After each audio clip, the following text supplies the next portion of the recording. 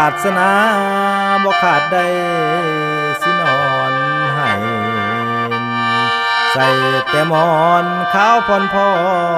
รเอ้ยเฮ้งเอ้ยนอนบาดนี้สิลองก่อนใดสู่พ่อแม่พี่น้องฟังคือผู้ขาสิขอลองก่อนลองม่วนของอาจารย์เดชาซึ่งแต่งออกจากชีวิตจริงของเพิ่นซึ่งผู้ขาอยากอนุรักษ์ก่อนล่ำก่อนนี้ไว้คือตอนไปลองม่วนนั่นผู้ขาก็ได้มีโอกาสไปร่วมเดินทางน้ำเพิ่นคือกันบาดนี้มีหลายผู้หลายคนอยู่ดอกไปนำกันหมอแค้นลองม่วนสู่พ่อใหญ่แม่ใหญ่เฮาฟังจักหน่อย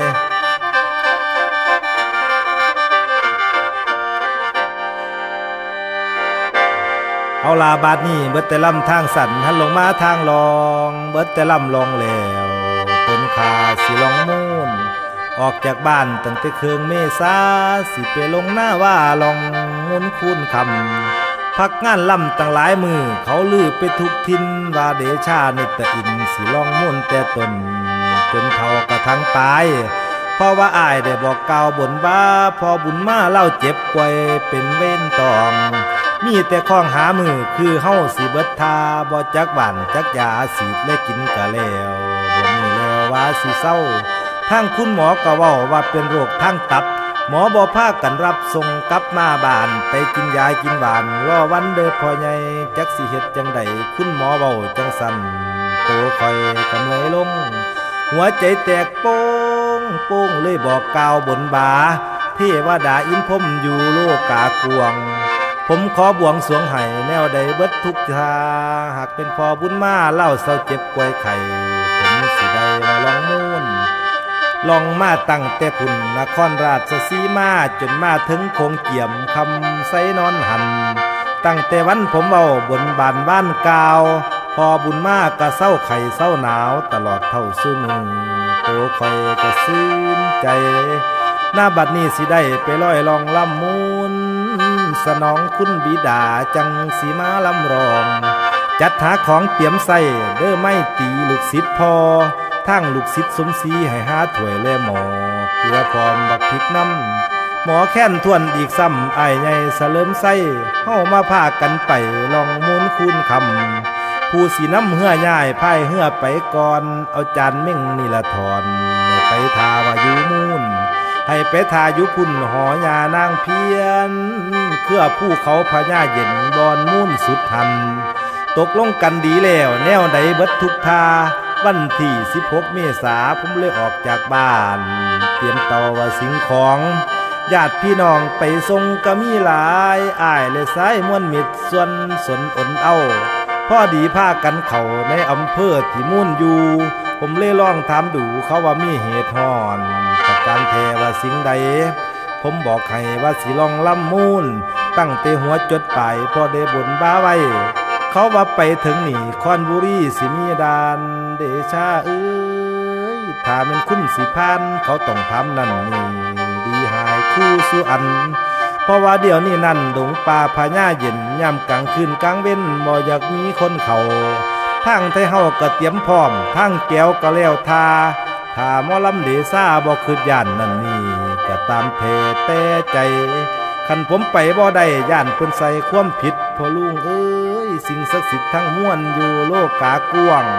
เหลือแต่บวงสรวงไว้บ่มีใจแน่วแน่เหลือแต่บ่นบ่แก่สิดีบ่ละพอลุงพอเว้าแล้วก็มุ่งเข้าป่าพญาเย็นเลี้ยวไปเห็นหิมทางปองแป๋วแค้วน้ำบัดลงถามดูแล้วแถวใดบนมุ่นเกิดเขากระสีตะเลิดว่าผู้เขาหน่อยนั้นเขาเอิ้นว่าแม่มูนเพื่อสิไปหอดพุ่นกะล่าลอยเต็มที่เดี๋ยวเห็นหูนางเพียกกระทำกระทุนเขียนห่างคือเขาจับขางางมองดูเป็นหูเหี่ยวตั้งแต่หูผู้เดียวคนเข้าไปอยู่หันสิบดรอยตัวคนน้ำไหลออกจนจากหูยาโหตีไหลบ่มีวันหยุดหมุดลงและจำบุยบัดผมถุยเหื่อใหญ่กายมาและเลี้ยวซองว้าขั้นเป็นเมียเจ้าของมันแน่จังสีคือสิสู้ว่ามวนยินสาธุดื้อให้พ่อไต่ตรงสินเท่าของยานางเพีย บัดว่าเมื่อถึงเฮือนลองม่วนสุดแล้วผมเลยแจวเฮือใหญ่ไก่มาหิมฟังบัดเลี้ยวลบหลังเห็นหูโกนสีคือแค่นออานั้น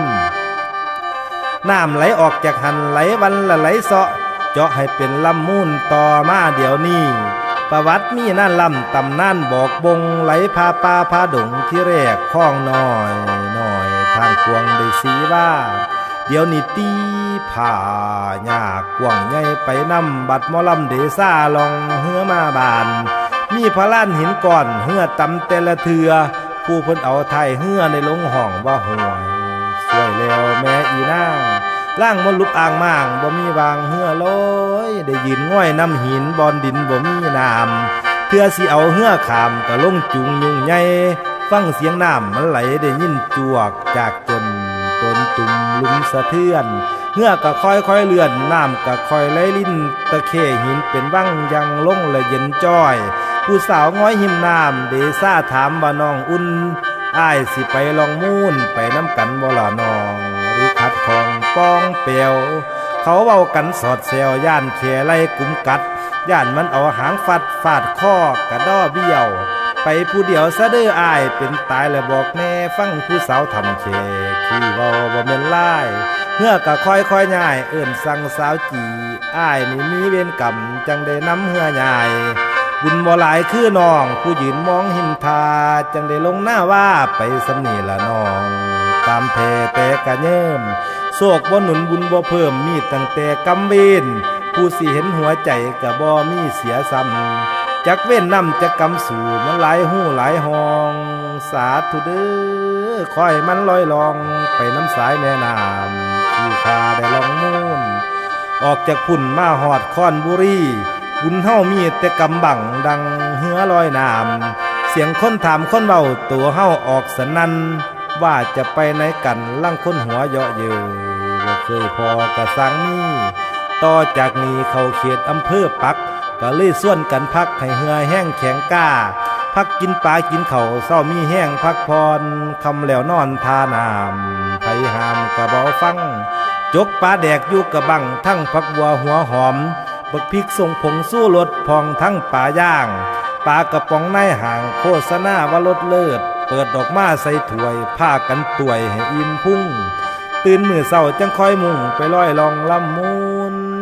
พันยาสุนจุดกึบสูบเข้าไปแดงเมาหมอแค้นเอามือยื้อใบแค้นมาเป่าหลังจะเข้าเมื่อยลา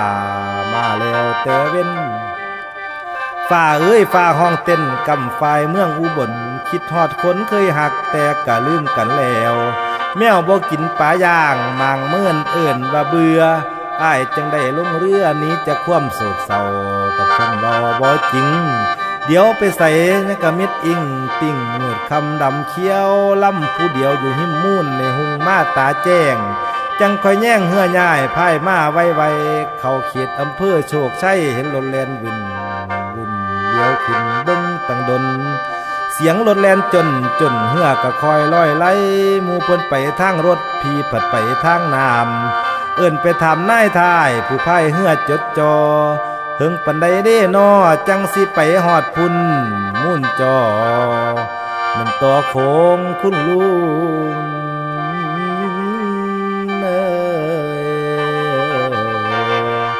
เฮิง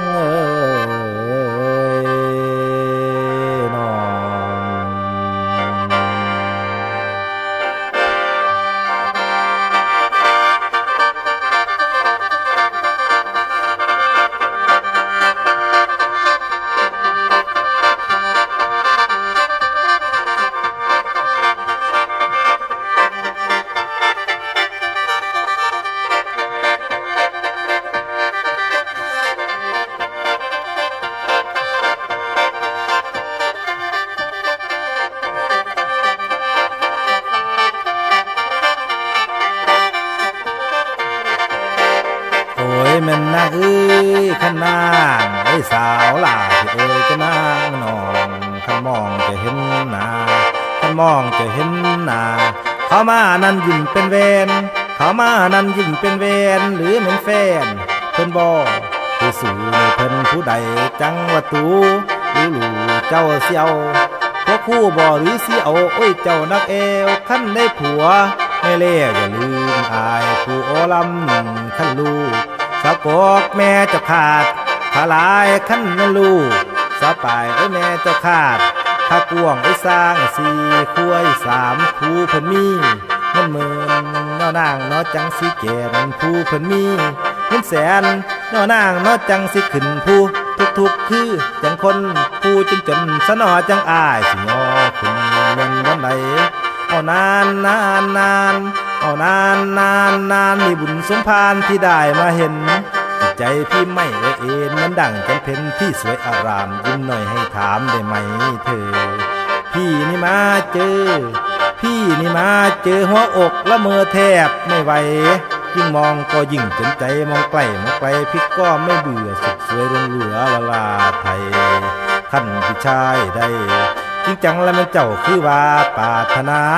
แต่น้องละไม้สอนเพิ่นผู้ใดนั้นหนาน้องนาพี่นวลนาละนวลพี่นวลนาทั้งตาจะซักไทยในทั้งตาเจ้าซักไทยในทั้งตาเจ้าซักไทยในขอเล่นไพ่ในเด้อคนโก้ก็เสียให้โลมาหลายแล้ว